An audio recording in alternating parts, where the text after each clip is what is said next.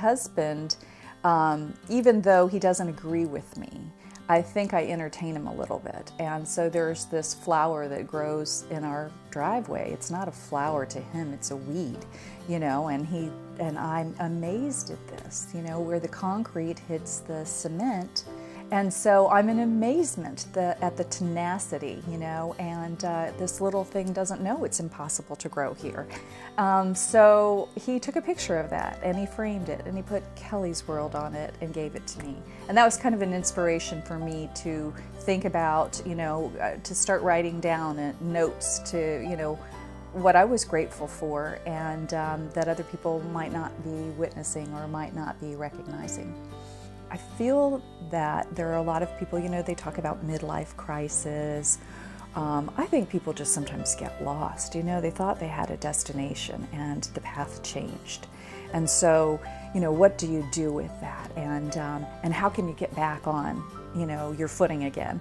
So I feel like my audience is probably going to be people in the second half of their life, where the first chapter is closed and a new chapter is opening.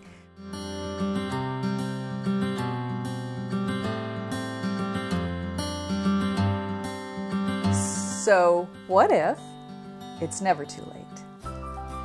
What would you do with your life today? There is a quote that I read by George Eliot, and it says, "It's never too late to be what we might have been." And I believe that. That's a motto for me in Kelly's World. I've been in that place where I watched other people. I'm a great cheerleader for other people. I can see the possibilities for them. And it's only in this part of my life that I've started to see the possibilities for me. And I say, what if, and why not me?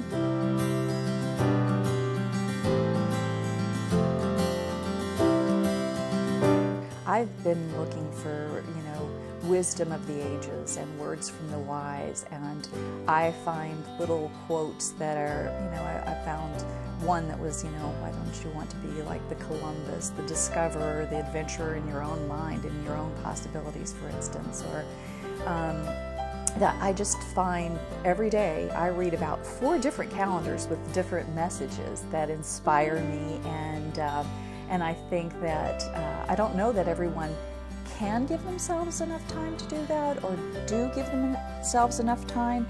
I like to cook, so the thought of, you know, food for thought is great. I enjoy feeding other people and nourishing other people.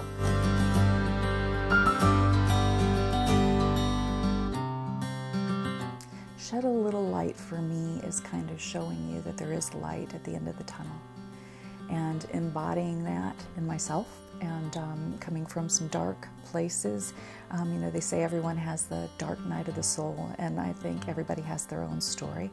And it doesn't matter if it's a man or a woman, or you're in the middle of your life or the beginning of your life. But everybody has something difficult that they've had to get through. And sometimes you forget that, you know, after the night, the daylight always follows, you know. The tide always comes back in. There is something to look forward to, even in your darkest moments. So shedding a little light will probably be, you know, some things to give people hope.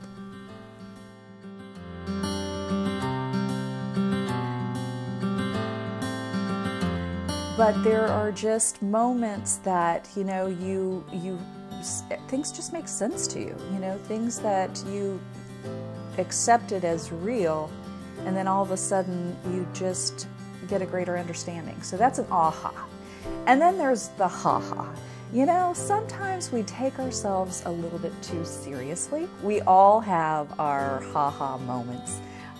You know, things in our life that we can store in our heart, and you know, and pull when the day's feeling kind of tough or you don't feel like laughing. I think it's important to have those tools in your toolbox. So I'll give you some of those. I'll give you some kind of funny things.